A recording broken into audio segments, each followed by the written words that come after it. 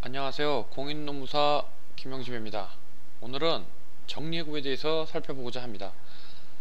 요즘에 많은 분들이 정리해고에 대해서 문의를 해오고 계신데 사회적으로 아무래도 좀 이슈가 많이 되고 있는 것 같습니다. 그래서 오늘은 강의 주제를 정리해고로 삼아봤습니다. 우선 정리해고가 무엇인지 그 의미를 살펴보고 그 다음에 정리해고가 정당하기 위한 요건에 대해서 살펴보도록 하겠습니다. 정리해고 사용자에게 일정한 의무가 부과되는데 그 의무의 내용에 대해서 알아보고, 마지막으로 정리해고가 부당한 경우 그러면 근로자는 어떤 구제 조치를 밟을 수 있는지에 대해서 간략하게 살펴보도록 하겠습니다. 자, 정리해고의 의미에 대해서 살펴보도록 하겠습니다. 정리해고란 사용자의 경영사정에 따른 해고를 의미합니다. 일반적인 해고는 근로자에게 귀책 사유가 있는 경우에 사용자가 근로자와의 근로계약 관계를 일방적으로 종료시키는 건데, 이 정리해고는 사용자 측의 사유에 의해서, 사용자 측의 사정에 의해서 해고를 한다는 점에서 일반적인 통상해고와는 좀 다릅니다. 이 정리해고에 대해서는 근로기준법 제24조 및 제25조에서 규정하고 있습니다. 그 조항의 의미가 그 조항에서 어떠한 내용들을 담고 있는지 제가 이하에서 설명을 해드리도록 하겠습니다. 일단 정리해고의 요건에 대해서 좀 살펴보도록 하겠습니다. 정리해고에는 4가지 요건이 필요합니다. 정리해고가 정당하기 위해서는 4가지 요건이 필요합니다. 첫 번째는 긴박한 경영상의 필요가 있어야 됩니다. 그리고 두 번째는 사용자가 해고의 회피를 노력할 의무가 있습니다. 이왕이면 해고를 하지 않고 경영상의 위기를 헤쳐나가도록 그런 의무를 부여하고 있는 것이죠.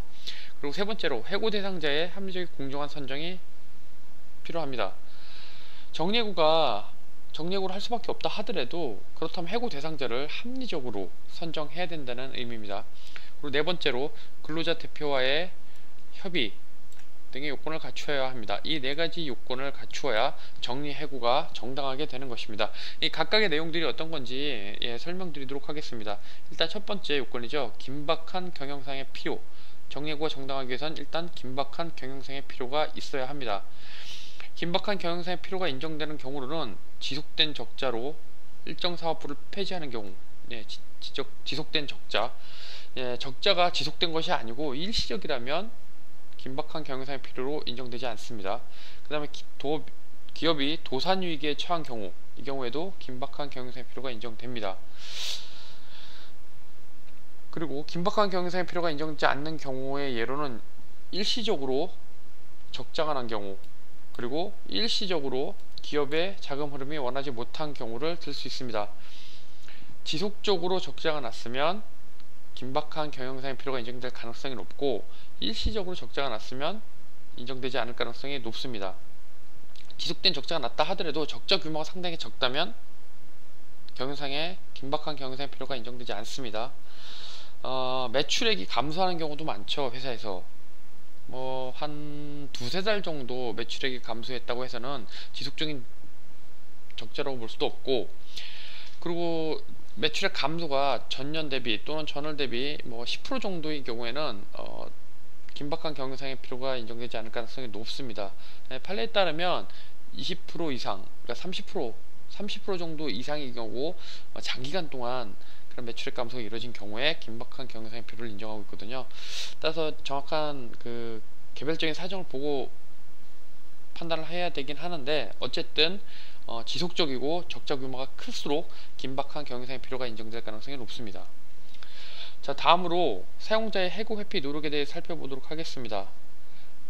사용자는 정리해고를 하기 전에 일단 정리해고를 하지 않는 방법, 즉 해고를 안 하는 방법을 먼저 사용할 필요가 있습니다.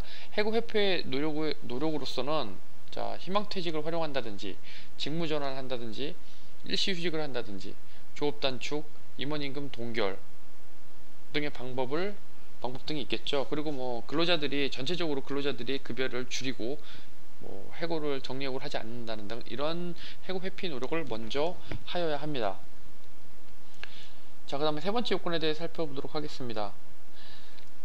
긴박한 경영상의 필요가 인정되고, 그 다음에 사용자가 해고 회피 노력을 했음에도 불구하고 어쩔 수 없이 정리해고를 하여야 하는 경우에도 해고 대상자를 합리적이고 공정하게 선정하여야 합니다. 뭐 자의적인 기준으로 선정해서는 안 되겠죠. 자, 합리적이고 공정한 선정에 해당하는 경우를 살펴보도록 하겠습니다. 성별을 선정 기준으로 한 경우, 자, 이 경우는 공정한 선정에 해당하지 않겠죠.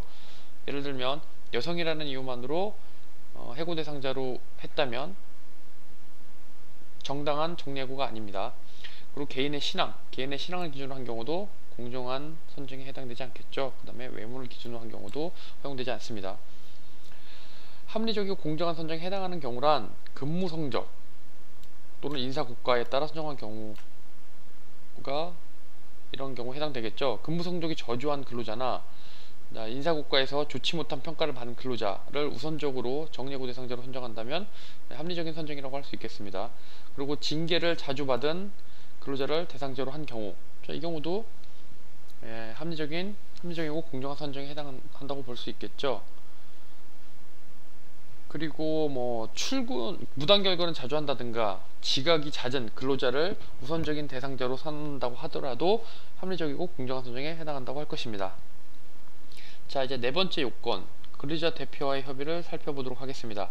사용자는 해고를 피하기 위한 방법과 해고의 기준 등에 관하여 근로자 대표에게 정리해고 하려는 날에 50일 전에 통보하고 그 50일 기간 동안 성실하게 협의하여야 합니다.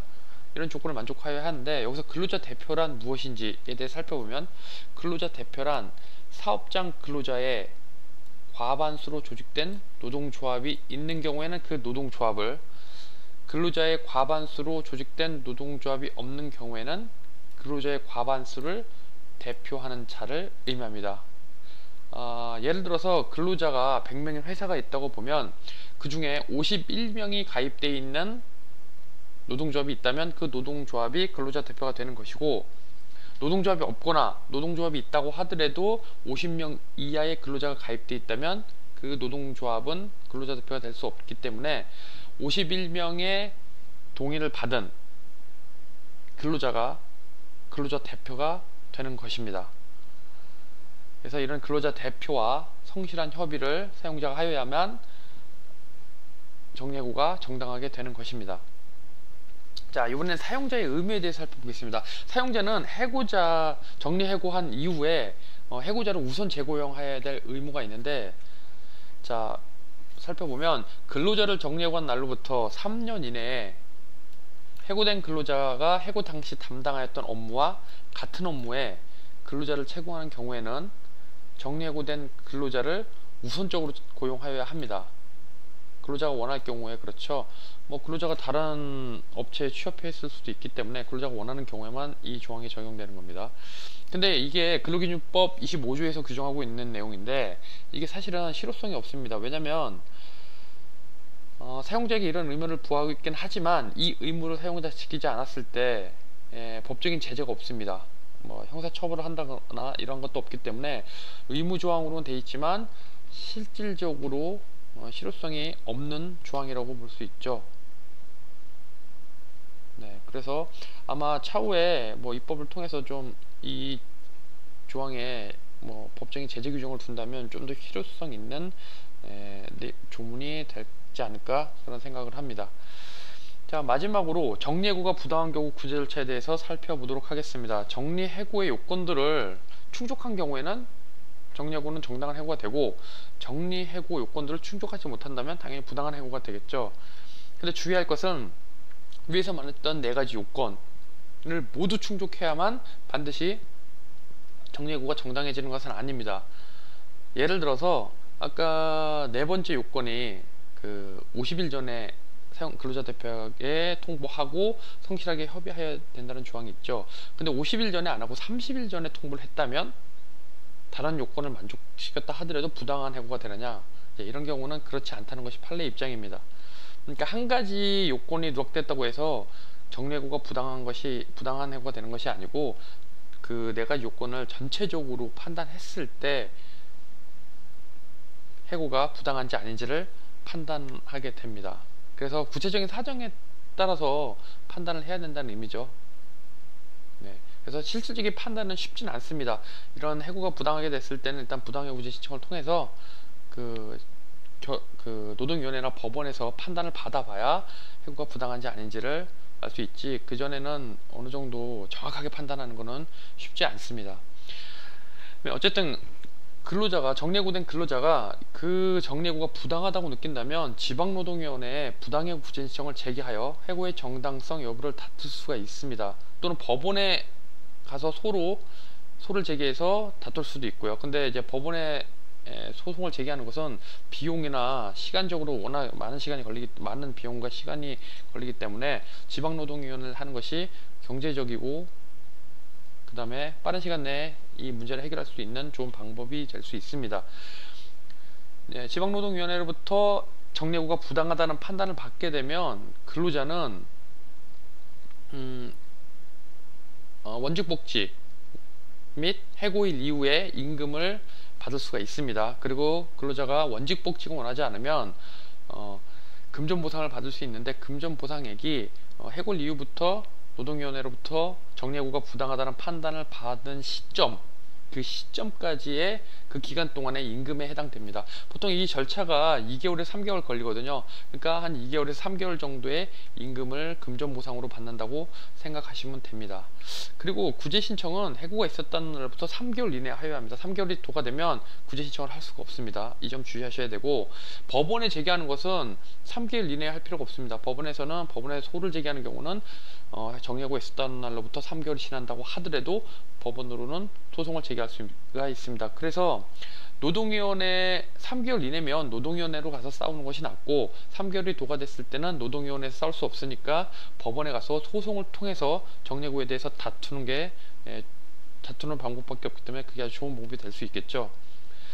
자, 오늘은 정리해고에 대해서 살펴봤습니다. 앞에서도 말씀드렸듯이 요즘에 메일이나 유선상으로, 전화상으로 저한테 정리해고에 대해서 물어보는 분들이 많습니다. 사용자 측에서도 어떻게 하면 정리해고가 정당한지에 대해서 물어보는 분들이 많고, 근로자분들도 해고당한 분들은 본인이 당한 정리해고가 과연 정당한지 그 부분에 대해서 궁금해 하셔서 많이들 물어보시는데, 그것 때문에 오늘 주제를 정리해고로 살펴봤습니다.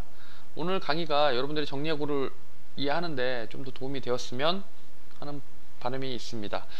만약에 제 강의를 듣고 궁금한 점이 있거나 그 밖에 정리해고 또는 일반 해고에 대해서 궁금한 점이 있으신 분들은 제 블로그에 들어오면 제 메일이나 전화번호가 있거든요. 언제든지 전화를 하셔서 문의하셔도 괜찮습니다. 자, 오늘의 강의를 이쯤에서 마치도록 하겠습니다. 감사합니다.